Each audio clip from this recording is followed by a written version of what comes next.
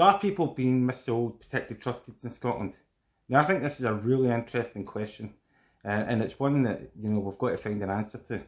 Now, in case you're not aware, that protected trust deeds in Scotland are a type of formal insolvency, and it's one of Scotland's free formal debt solutions that are available to people to help basically deal with problem debts. And the way it works is you normally pay for, you appoint an insolvency practitioner to manage your debts for you, and you normally pay for from between 4 and 5 years, and at the end of those 4 or 5 years, the debts get basically written off at the end of the period, and you pay back over that period what you can afford to pay. Now that's quite a simple explanation, but that's essentially what it is. And there's been a suggestion that basically protected trust deeds have been getting missold in Scotland, with some quarters almost on an industrial level.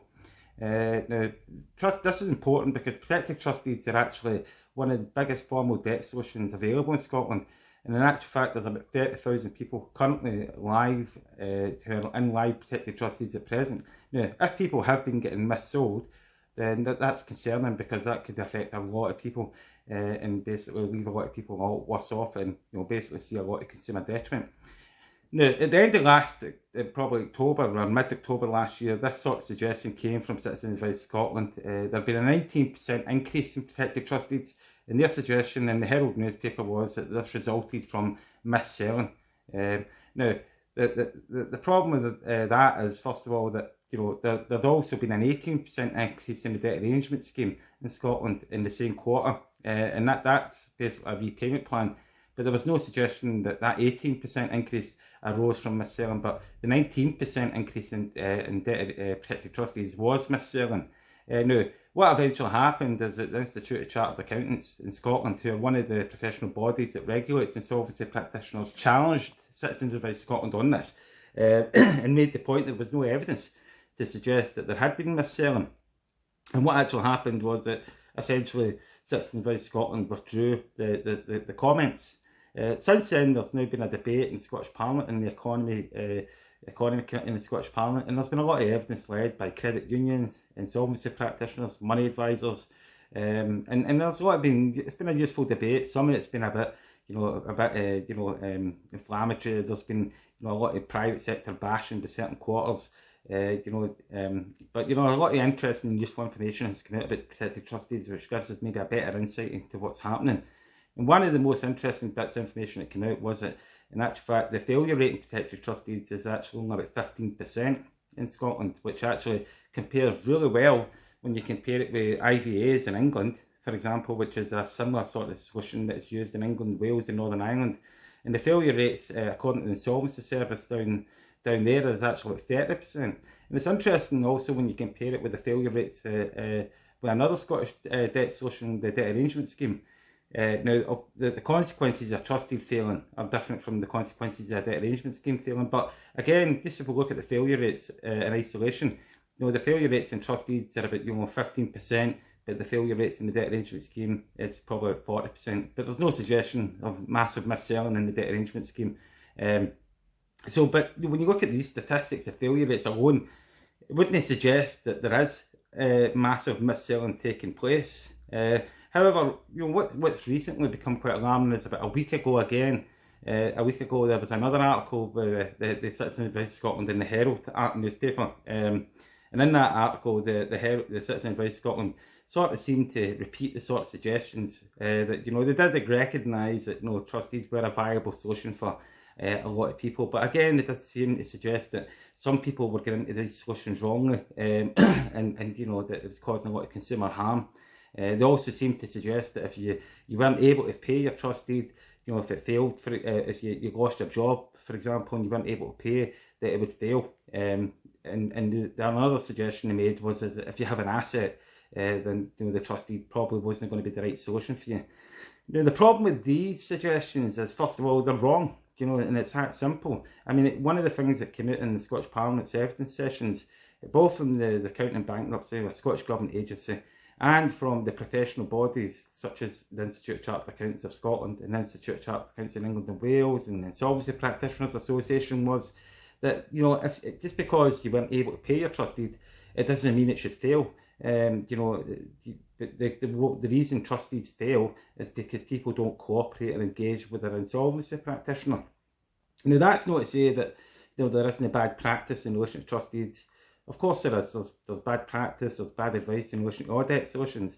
But in terms of what the law says and in terms of what the regulatory bodies say, if you're in a trust deed and you can't afford to pay it because you lose your job, that doesn't mean your trust deed should fail. It just means that you need to go back to the insolvency practitioner and have a chat with them, and basically explain that you're not able to pay it at the moment.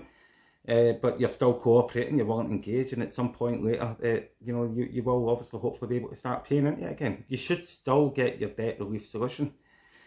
Now, what's concerning me here is though, and I think we've got to think about this, is if we're telling people, if we're sending this message out that there's a suggestion that somehow there's industrial level mis-selling going on, if we're suggesting to people that if you're in a trust deed and you've got an asset such as a house, that might not be the appropriate solution for you, and there's no basis for that at all. A lot of people who own houses go into protected trust deeds. In actual fact, trust deeds can be very good devices to help people who have got houses, because the bankruptcy laws which apply in this country can be applied in a more gentler way than maybe they're in a trust deed than if they were applied during their bankruptcy. So a lot of people go into trust deeds who have houses because they can protect their houses.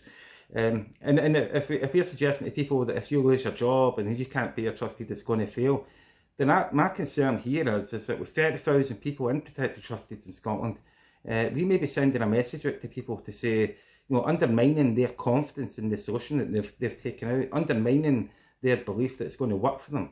So if you read these articles from reputable, if you read these comments from reputable organisations that say, if you've got an asset, the likelihood this isn't the right solution for you, and you're in a trust deed and you own a house, you might actually start to question whether you've been given the right advice. If you believe the comments that say that when you can't pay your trust deed, it's going to fail. If you lose your job and you can't afford to pay it, you may not want to go back to your insolvency practitioner.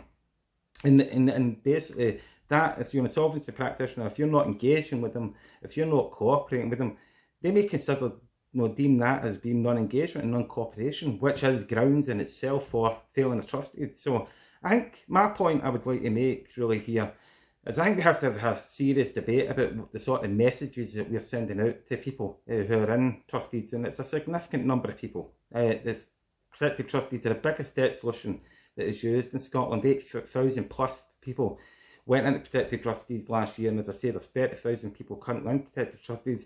And even if we accept the failure rates, which the Scottish Government say are about 15%, that would mean of those 30,000 people, 25,500 of those people are likely to become debt-free. It's likely to work for them.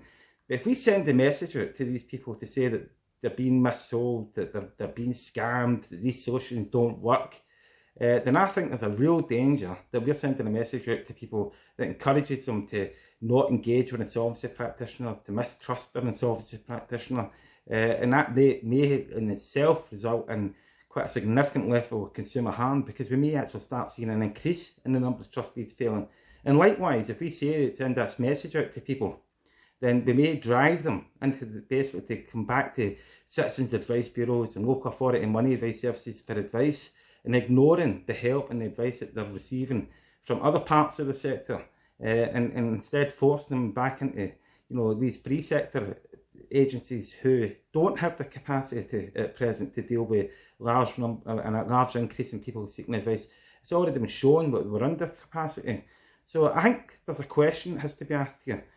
As these comments and as these allegations are suggestions that people have been missold on an industrial sort of level, are they really responsible if we're actually possibly undermining people's confidence that they should be able to have in the solutions? If we're undermining their belief that they may actually get the debt relief that they sought, or they won't get the debt relief that they sought through these solutions. And I think that's something that we're going to have to seriously think about. And I think everybody has to start being a lot more responsible with this, because at the moment, it just seems that some of the messages that are coming out as this debate aren't the most responsible, and they're not in the best interests of consumers, and they're not in the best interests to help people deal with it.